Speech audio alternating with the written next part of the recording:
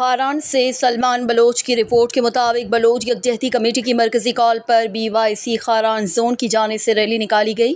Kharan Bloch यकजहती committee की मरकज़ी call पर BYC की मरकज़ी क़यादत की गिरफ्तारी और डॉक्टर महरंग बलोच, बेबी बलोच और गुलजादी बलोच पर जेल में तशद्दुद के ख़िलाफ़ बलोचिस्तान